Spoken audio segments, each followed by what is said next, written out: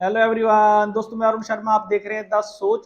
दोस्तों इस वीडियो में बात करने वाले हैं महाराष्ट्र में उद्धव ठाकरे का हेलीकॉप्टर विवाद जो गरमाया चुका है और जिसके चलते उद्धव ठाकरे ने अमित शाह और बीजेपी पर जमकर हमला बोला है। और जिस तरीके से उनको एक सभा में जाने से उनके हेलीकॉप्टर की बहुत बुरी तरीके से चेकिंग गई, जिससे वो भड़क चुके हैं। दोस्तों अगर आप चैनल पहली बार है जुड़ सकते हैं, सारी वीडियो को देख दोस्तों बात करते हैं।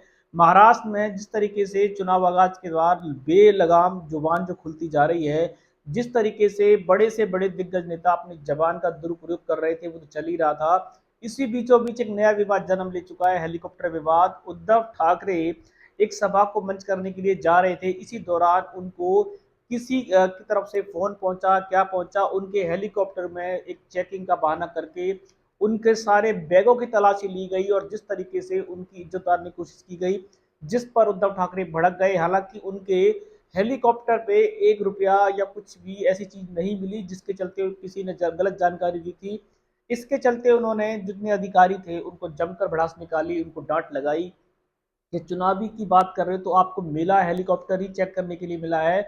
अमित शाह, मोदी जी इतनी सारी रैलियां कर रहे हैं महाराष्ट्र में, उनका हेलीकॉप्टर क्यों नहीं चेक किया गया? क्या उनका हेलीकॉप्टर चेक करने के लिए आपको अलग से परमिशन लेनी पड़ती है?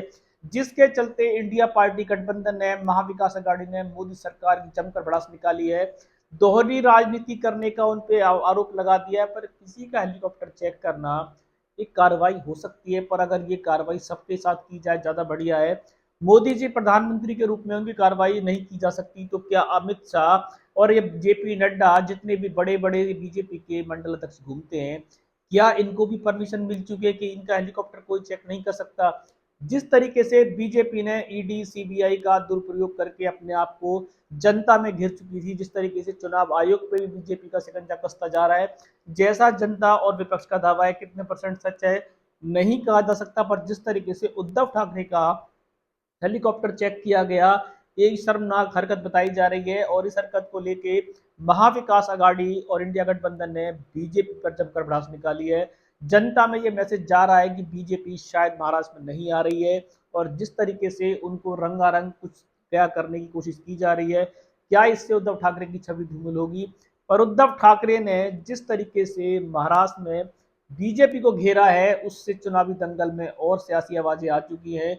इससे पहले बिहार में एक रैली के दौरान मल्लिकार्जुन खड़गे का भी हेलीकॉप्टर इसी तरीके से चेक किया गया था।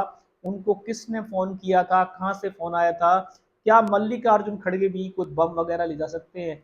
क्या मल्लिकार्जुन खड़गे भी हेलीकॉप्टर में रिश्वत मांगने के पैसे ले जा सकते हैं? इस तरीके की संगनी हरकत लगाकर उनको गिरफ्तार करने की तैयारी थी, पर शायद मल्लिकार्जुन खड़गे के हेलीकॉप्टर में कुछ नहीं पाया था।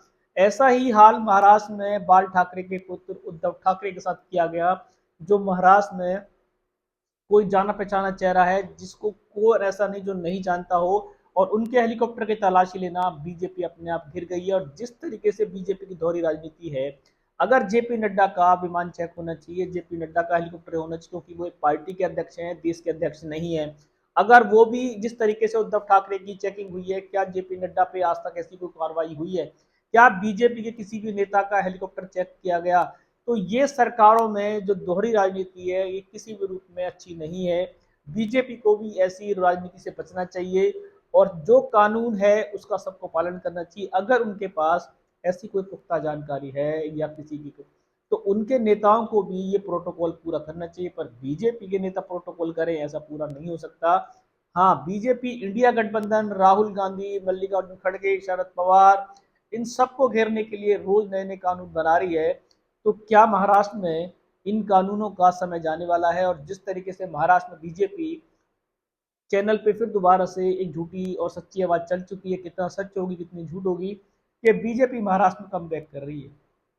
जनता बताएगी कि महाराष्ट्र में बीजेपी का कमबैक होगा। या जिस तरीके से इस बार महाराष्ट्र में जुबान बेलगाम और हेलीकॉप्टर विवाद जो गरमाया है, ये किसी भी सूरत में सराहनीय नहीं है। कोई भी सरकार हो, उनको ऐसे बेकार की आरोपों नित्यारोपों से बचना चाहिए। जनता में, जनता के मुद्दों पर इलेक्शन लड़ना चाहिए, ना कि हेलीकॉप्टर रोक कर किसी को बदनाम करना चाहिए या किसी को रोकना चाहिए। इससे बीजेपी खुद गिरती नजर आ रही है। अब देखते हैं कि बीजेपी क्या महाराष्ट्र में दोबारा से सत्ता परिवर्तन के सपने देख रही है, या बीजेपी वहां पे कोई भी नारा क्यों नहीं लगा रही? क्या बीजेपी को समझ में आ चुका है कि वहां पे नारा लगाना सबसे बड़ी मुश्किल हो सकती है। दोस्तों इस रुझान पे नज़र बना के रखेंगे, क्या बीजेपी जिस तरीके से या और आदर्श प्रदेश निर्देशालय से जिस तरीके से उद्धव ठाकरे का विमान चेक किया गया, हेलीकॉप्टर चेक किया, क्या बीजेपी किसी भी नेता का चेक किया जाएगा? सटीक विश्लेषण लेके आएंगे। अगर आप चैनल पहली बार है जुड़ सकते हैं आगामी सभी वीडियो को देखिए। तो मैं अरुण शर्मा लूंगा नई सोच के साथ। अपना ध्यान रखें। नमस्कार।